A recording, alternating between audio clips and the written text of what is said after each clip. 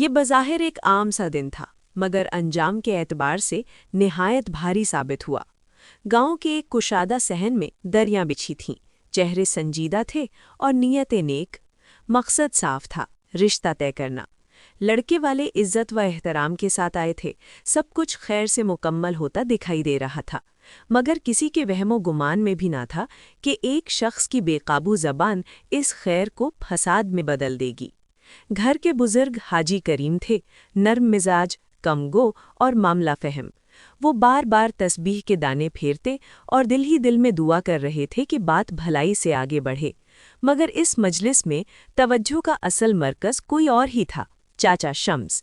चाचा शम्स उन लोगों में से थे जिनके लिए खामोशी किसी कैद से कम न थी। जहाँ 4 आदमी बैठते, वहाँ वो खुद को 5वां मौजू बना लेते। महफिल उनके बगैर अधूरी और बात उनके बगैर बेमानी लगती थी, कम अज कम उनके ख्याल में।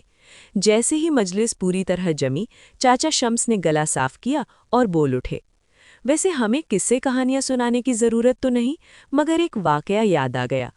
ये सुनकर हाजी करीम के बेटे अमान के दिल में खटका सा हुआ। उसने झुककर आहिस्ता से कहा, अब्बू, मेहमान आए हैं, बात मुख्तसर रखें। मगर चाचा शम्स कहाँ रुकने वाले थे। चाचा शम्स 30 बरस पीछे चले गए। अंधेरी रात, सुनसान रास्ता, एक अजनबी गांव, 2 बेबस औरतों की चीखें और एक खौफनाक लकड़बग्घा। अल्फाज यूं निकल रहे थे जैसे वो खुद भी उस लम्हे को दोबारा जी रहे हों।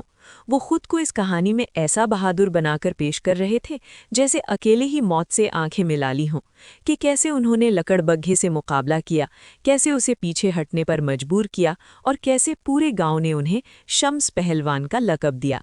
मजलिस में कुछ लोग नज़रें झुकाए बैठे थे, कुछ हंसी जब्त कर रहे थे और हाजी करीम के दिल में बेचैनी बढ़ती जा रही थी। अचानक खामोशी को तोड़ती एक बूढ़ी मगर पुरएतमाद आवाज़ उभरी। ये खाला ज़ैनब थीं, जो हल्की सी मुस्कुराहट के साथ बोली, यही शम्स, वही जो अंधेरे में एक बिल्ली से डरकर दरख्त पर चढ़ गया था। बस फिर क्या था, चाचा शम्स का सारा फख्र लम्हों में बिखर गया, जैसे ऊंची इमारत रेत पर खड़ी हो।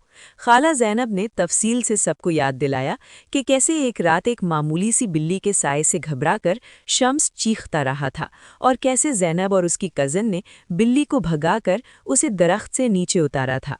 महफिल पर खामोशी तारी हो गई। अमान ने शर्मिंदगी से सर झुका लिया और चाचा शम्स, जो अभी तक खुद को हीरो समझ रहे थे, हकलाते हुए, नजरें चुराते हुए, बगैर कुछ कहे मजलिस छोड़कर चले गए। उस दिन सबने जान लिया कि झूठी बहादुरी की उम्र ज्यादा नहीं होती, मगर अफसोस ये अंजाम यहीं खत्म नहीं हुआ। चंद दिन बाद मोहल्ले में एक और अहम इज्तिमा था। 2 पुराने दुश्मन खानदानों रशीद और सलीम के दरमियान सुलह की कोशिश हो रही थी। बुजुर्ग, मुअज़्ज़िज़ीन और पंचायत सब मौजूद थे। फिज़ा संजीदा थी, मगर उम्मीद अभी जिंदा थी। और उसी लम्हे चाचा शम्स वहां आ पहुंचे। उन्होंने सच के नाम पर पुराने जख्म को रेदने शुरू कर दिए। किसी को चोर कहा, किसी को मक्कार, किसी को मुनाफिक। ज़बान ने वो काम कर दिखाया जो बरसों की कोशिशें ना कर सकीं। आवाज़ें बुलंद हुईं, कुर्सियों के पाए बजने लगे, पत्थर चले और सुलह फसाद में बदल गई। कई लोग जख्मी हुए, कई दिल टूट गए। इस बार अमान खामोश ना रह सका। उसने बाप का हाथ मजबूती से पकड़कर कहा, अब्बू, रसूल अल्लाह सल्लल्लाहु अलैहि वसल्लम ने फरमाया है, जो अल्लाह और आखिरत के दिन पर ईमान रखता हो, वो खैर की बात करे या खामोश रहे। उस दिन सब ने ये सबक सीखा कि तलवार का जख्म वक्त के साथ भर जाता है, मगर ज़बान का जख्म नस्लों तक रहता है। और ये भी कि हर मजलिस में बोलना अक्लमंदी नहीं, कभी कभी खामोशी ही सबसे बड़ी हिकमत होती है। अगर कहानी पसंद आई है तो लाइक, शेयर और सब्सक्राइब करें।